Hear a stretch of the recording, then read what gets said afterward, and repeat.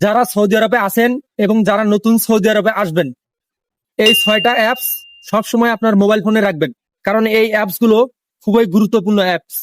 এবং আপনি সৌদি আরবে যে কোনো কাজ করতে যাবেন, আপনার এই অ্যাপস গুলো অবশ্যই লাগবে।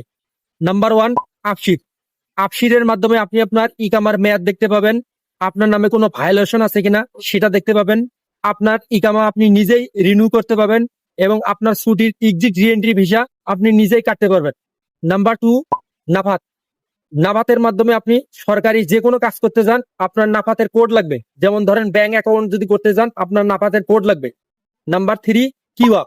কিউআর মাধ্যমে আপনি আপনার কন্ট্রাক্ট পেপার দেখতে পাবেন, আপনার স্যালারি কত, আপনার ডিউটি কত ঘন্টা, আপনার কত বছরের চুক্তি, সবকিছু আপনি কিউআর মাধ্যমে দেখতে পাবেন। নাম্বার 4, তাওয়াক্কালনা।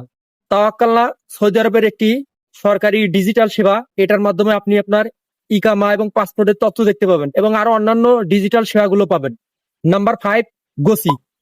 গোসি এমন একটা গুরুত্বপূর্ণ অ্যাপস যেটার মাধ্যমে আপনি আপনার স্যালারি সার্টিফিকেট ডাউনলোড করতে পারবেন, কারণ সৌদি আরবে অনেক সময় অনেক কাজ করতে গেলে স্যালারি সার্টিফিকেটের প্রয়োজন হয়। তখন আপনি এই গোসি থেকে স্যালারি সার্টিফিকেট ডাউনলোড করতে পারবেন। এছাড়া আপনার স্যালারি বাড়ছে কিনা সেটা আপনি গোসি অ্যাপ থেকে জানতে পারবেন। নাম্বার 6, সেহাতি। সেহাতি একটা সৌদি আরবের স্বাস্থ্য সেবার ডিজিটাল অ্যাপ।